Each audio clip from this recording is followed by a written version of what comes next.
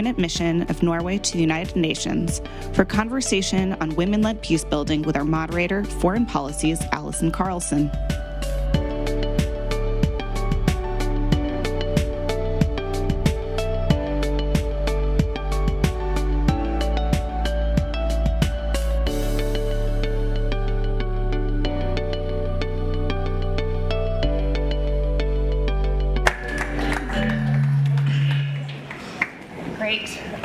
Hello, everyone. Thank you for joining us today, and thank you for joining us online. And how about another round of applause for Chrystia Freeland? Thank you so much for joining us. And I will say, just as we kick off, I'm from Minnesota, and I care about Canada quite deeply, and think about Canada quite a bit. But so many important points were raised. Can you hear me? Can you hear me okay? Okay. Can you hear me now? Okay. So many important points were raised during that discussion about the role of women in leadership, the role of women in motherhood, and the role of women in peace building. You know, we are finding ourselves at a time in history where the world has just come out of a series of elections around the world. We are in a major state of political transition and one of conflict, change, and a need to come together for a lasting peace. Thank you. We're also sitting here alongside the anniversary on the Convention on the Status of Women, and we are approaching the 25th anniversary of the Women, Peace, and Security Agenda. I have the honor today of being with three women who have and continue to work on the front lines of the Women, Peace, and Security Agenda. And it's at this moment where we are all experiencing transition, tension, and the need to come together for a more sustainable peace. And I'm absolutely thrilled to dive into discussion with all of you so that we can hear from your experience and learn from your leadership. Tony, I'd like to turn to you first. As we're approaching this 25th anniversary of the Women, Peace, and Security Agenda, how would you characterize the present landscape? And what do we, in this moment in time, need to be prioritizing? Thank you for the question, and thank you so much for Foreign Policy for this event and this moment. The current landscape is not what we thought it would have been 25 years ago when the Security Council established Resolution 1325. It's not what we thought it would be when actually my mother was part of the UN team that was at Beijing when Hillary Clinton said women's rights are human rights 30 years ago. We're unfortunately now trying to make the case for why gender should be on the agenda. We're making the case for why women should be in the room when it has been proven that if women are not in the room in peacekeeping processes, we don't have durable peace. So it's not what we would like it to be, but what I can say is that women, especially women in local organizations in the Ukraine, in Sudan, in South Sudan, Afghanistan, Palestine, Congo, they will not be defeated. I was just at a Ukrainian event at Scandinavia House with the government of Sweden, and a Ukrainian woman who leads the Ukrainian fund said, there's a saying in the Ukraine, she said it in Ukrainian, I'm not there yet, but she then translated it to English, and it was, nothing can stop an idea whose time has come. And I felt like the time was 30 years ago, but today what we are seeing is that the time has come. We must act clearly, coordinated, for peace. The time has certainly come. You are absolutely right. And picking up on another comment that was made during the previous conversation about, and your comments just now about having a seat at the table. And I'd like to turn to you. You have been working in diplomatic peace processes now and from a multicultural or multilateral perspective for quite some time. You know what it means to have a seat at the table. And Anne, when you're thinking about the work that you've done in Afghanistan and elsewhere on behalf of Norway, what are some of the experiences that you've had and lessons you've learned about having a seat at the table, the importance of that, and what we need to focus on now in terms of implementation? Thank you so much from me as well for the invitation, for the Norwegian mission to be here, and foreign policy for this event.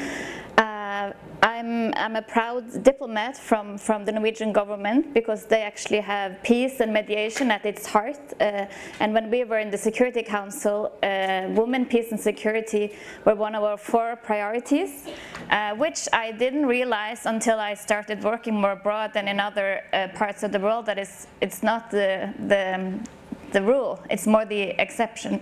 So I think one important thing we need to do is to try to make other governments aware of this and champion that idea that it's not only something you do when there's peace or when other things are settled and then you jump in with one peace and security agenda. It's one core priority that has to be streamlined in all the work that we do in different parts of conflicts.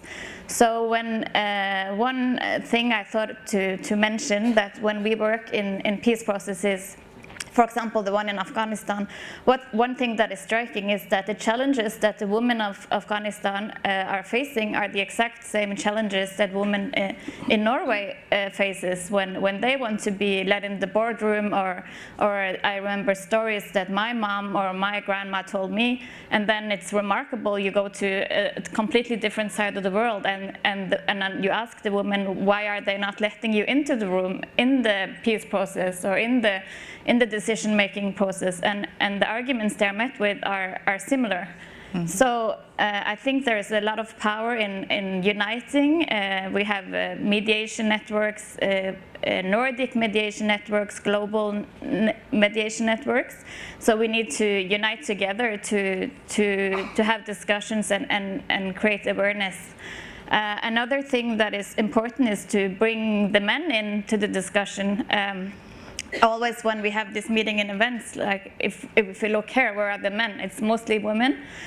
So I think each one of us also, there's a lot of work into engagement. I don't think it's conscious of them to not kind of prioritize it and be aware of it, but they need to be reminded the importance of women and inclusion of women in peace processes and in peace and security work, because it's not something.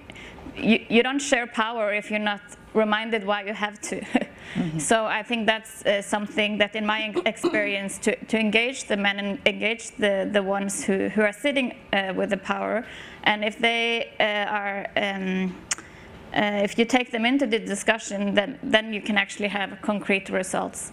One last thing I wanted to mention is to change the narrative of women as like victims and sympathize with women, because there's no quality that women lack to be at the table. There's nothing that men do better. There's no research whatsoever who shows that a man can do mediation or negotiations better than a woman. It's simply that, they actually did some research on this in Norway. Why are there so many women they have the same education, they work in law firms, they work in economics, but then at the top, they're not there. And a lot of things, the signs are that you hire people similar to you. And I completely agree with the last speaker who said, I don't want to be hired because I'm a woman, but to be hired, you have to kind of break through what we call the glass ceiling. And then you need actually you have some other techniques. You have to think very creatively how to get there, because if men are not reminded why they have to, they will choose someone who is similar to them. And that's a lot of research point to that there needs to be some sort of techniques how to get women in the room, to have the experience, to not be met with the argument in Afghanistan or in Norway. You cannot be in the room because only the most experienced persons are in the room, and you lack the experience. So yeah. You raised so many important points about women in leadership and in positions of decision-making authority, and the role of diplomacy. And we have incredible perspectives at the multilateral level, but also it's striking how important it is to have women at the local level and on the front lines. And Shaza, I'd like to turn to you. You are joining us from Sudan, and thank you for traveling all of this way. I know jet lag, and are so thrilled and honored to have you here. You are working on the front lines. So where, from your perspective, is the role of civil society organizations and those really working on the ground to realize what the vision has been of the Security Council Resolution 1325 and really making the Women, Peace, and Security agenda real? Thank you. Thank you for Foreign Policy, WPHF, and all of you for coming here today. I really appreciate this discussion. I think it's coming right on time, especially for Sudanese women in particular. I'm one of them. And I'm sure you've been following the news about Sudan. As I'm coming today to this event, a friend texted me and she said there are like 5 women in South Khartoum passed away while delivering babies because they don't have access to hospitals. And this is because 85% of Khartoum hospitals have been bombed during this war. And I'm talking about a fact that's very simple. While we're talking about access to daycare, access to other things in different parts of the world, it's very critical to see the contrast. How access to very fundamental right, which is the right to life, is lost because of the conflict. And I think it's a collective kind of responsibility as well.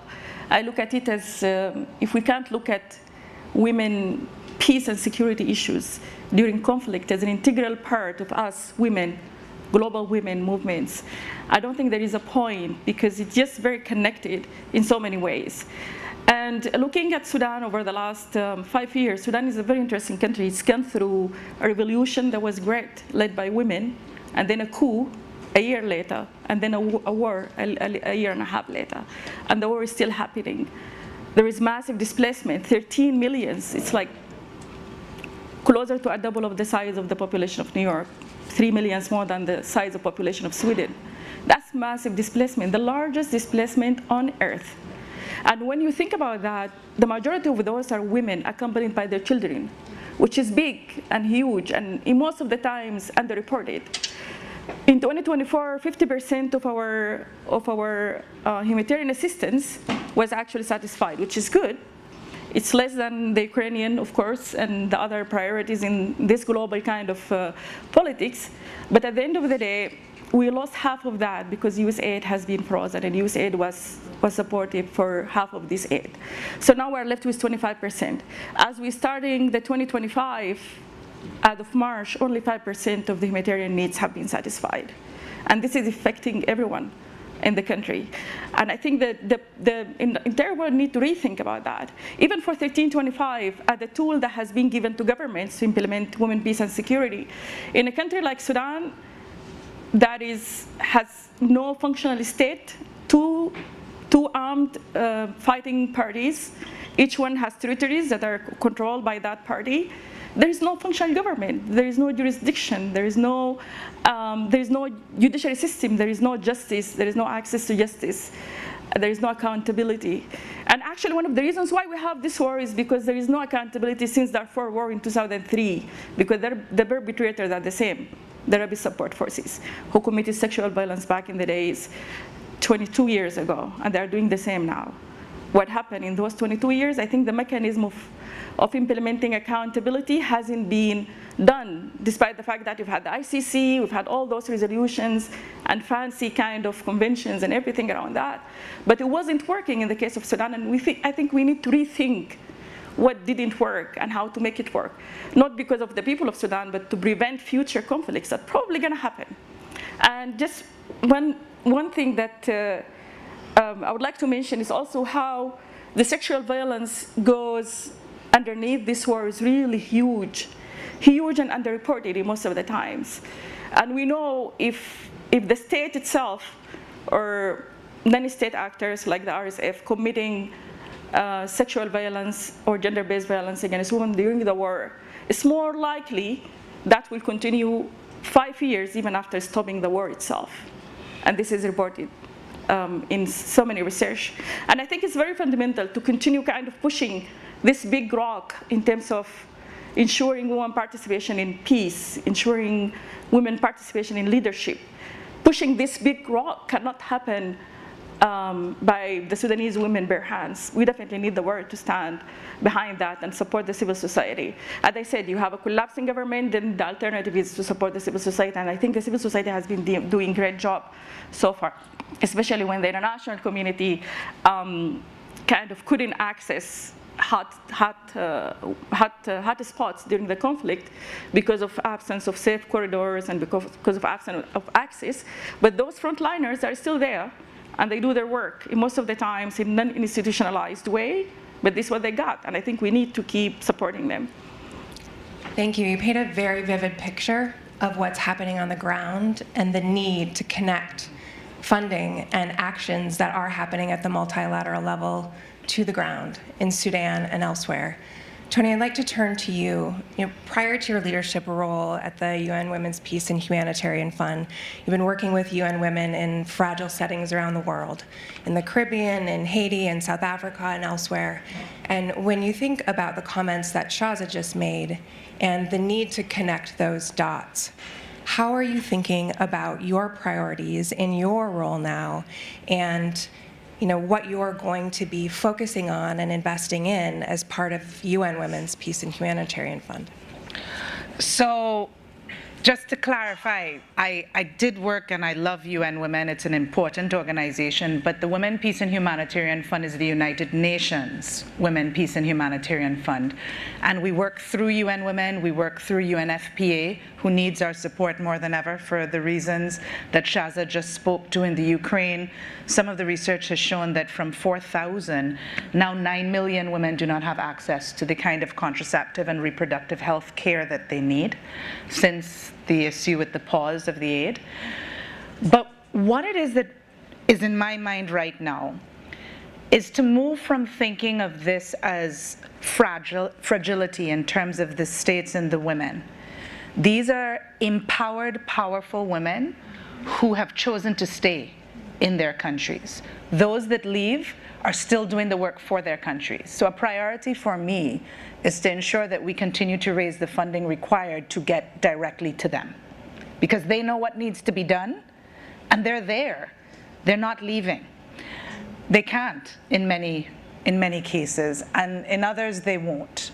So we need to continue to do the collaboration with the government of Norway, who sits on our board, and we're very grateful for them, for the government of Canada.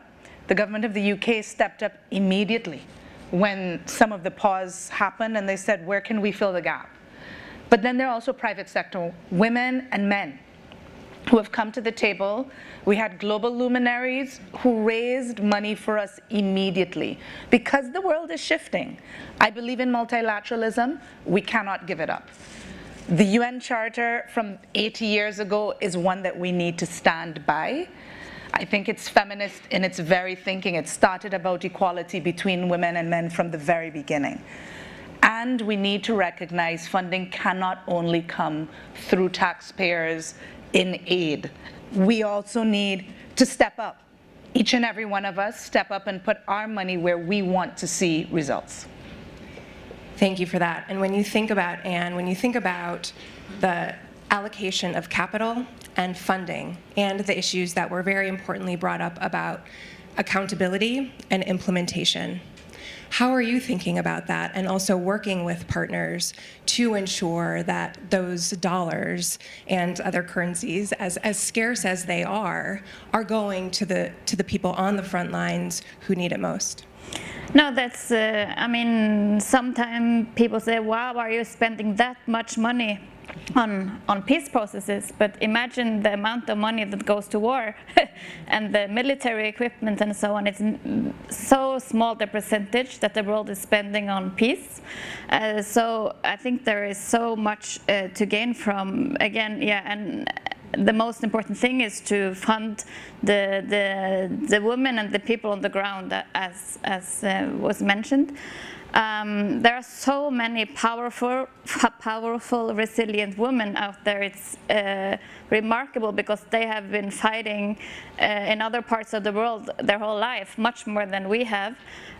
Because I had generations above me who did all the dirty work, and now there's a lot left for my generation to do, but it's more of the implementation. We have the normative framework, we have the money, we have the political priority, and then it comes to the implementation that is not going as, it's shockingly slow. So there is a lot to do in my part of the world, but I think we also should look to those countries that is kind of the weakest link, not because of the women that are there, because they are incredible, but they don't have those politicians who do the job for them. So they, one example is Afghanistan. So, and I think that everyone can do more by making awareness around these situations, because the world is turning more and more global. So now when Afghan women cannot go to school, even they have even lost the opportunity to go to nursing school from now December, that will also impact. We already see in the region with the Houthis in Yemen, and it will also impact us, because it's so difficult to build up the resolution 1325. This work has been done for decades, and it's so quick to turn it, destroy it. So we need to be much more self-aware and conscious about keeping the normative framework and protecting it. And if you're not in a position to do so much with your own country or position, at least turn to the one who needs it the most and help them. And one easy thing to do is just create awareness amongst politicians, because they do what their voters want them to do. So I think that's one, when we see this, I don't know if I want to call it a backlash, because in many parts of the world things have been much more difficult for a long time, but I think with the globalization of the world, this is going to impact us if we don't spend time to think about it and try to do what we can do to support women in other parts of the world. Very well said. We are just out of time, but I do want to ask both of you, Tony, and then Shaz, I'll end with you, and picking up on Anne's comments regarding the importance of multilateralism, but also the recognition that it can be slow. There is no time. We need to catalyze action. And so thinking of this week in New York and going forward, Tony, I'd like to ask you, and then Shaza, what is your call to action? What needs to be prioritized, and what can concretely be done to move faster so that the impact on the ground can be felt? I think Anne spoke to it, and our politicians do really. It doesn't feel like it all the time, but the politicians are listening to their citizens, and I think it's important for everyone not to give up or to lose hope. If women in Afghanistan, if women in Sudan, if women in the Congo and Haiti aren't, we can't. Where we have a little bit more privilege and a little bit more say, make sure that our representatives know we matter, and we must be at the table when it comes to peace and everything else. I think the other thing is for us all to invest in peace. Invest in the ways in which you can, whether it is giving to an organization like WPHF, or it is giving directly to an organization, speaking to your governments to make sure that they continue to support a UN Women, that they continue to support the Trust Fund to End Violence Against Women and Girls. These are direct things that you can do. And I think the third thing, and we spoke about it as well all this week, strategize. What we see happening did not happen overnight. There's strategies for pushback. We need strategies to push forward. And we need to make sure that we're doing so without division. We don't always have to agree on every single thing, but we all agree that women need to be at the table for many things, from the boardroom to the peace room, and we need to be on the same page as to how we push that forward. Thank you. Shaza, over to you. Yeah, just very quickly. I mean, I tend to look at the conflict itself as an opportunity for Sudanese women. The transformation is huge. I mean, the conflict did shake the economy, the security status, and everything, but it did shake the patriarchal community as well. It did shake how women's role has been perceived in that community. And those displaced women and the women who have been facing the war itself have gone through some sort of transformations. Some of them has been leaders in their communities because of this war.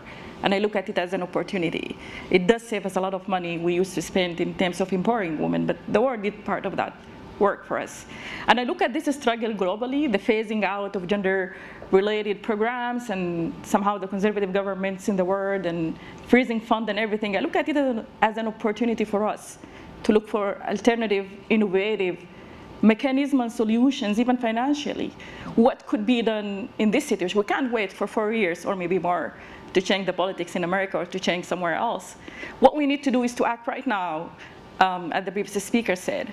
And I think mobilizing the private sector to see an opportunity in supporting women, and that might change even the way we implement projects. We might think about ROI, right? How this $1 invested in women-related programs can actually generate money and economic empowerment in that particular word, and how the private sector can actually sustain the economic growth in Sudan if it gets involved, because they know how to create jobs, for instance, and it's not just aid. So I think thinking strategically in terms of mobilizing different actors into the scene of the foreign aid overall, I think is important, and also localization as well. Thinking about the local private sector, because in Sudan, when you go to Khartoum or Omdurman, where no organizations are working, you will see Coca-Cola, and you will see minerals water, and you will see some foods. So the private sector managed to make it there without asking for safe corridors, without asking for peace deal to be signed. So they know how to get to that very, very front lines.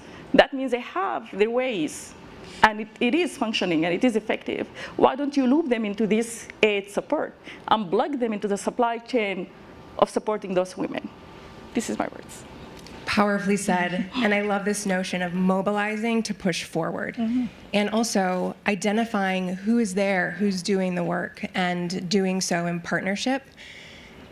All of you here today and those who are joining us online are doing this work in your various respects. You have expertise to bring to the table. And it's incredible to be part of her power and to be able to convene all of you here today, because it is about identifying where does that expertise and experience lie, how can we work more effectively together to mobilize and move forward. So thank you all for your work, your presence here today, your ideas that are concrete and actionable, and spending some time with us. And best wishes this week and moving forward. Thank you. Thank you.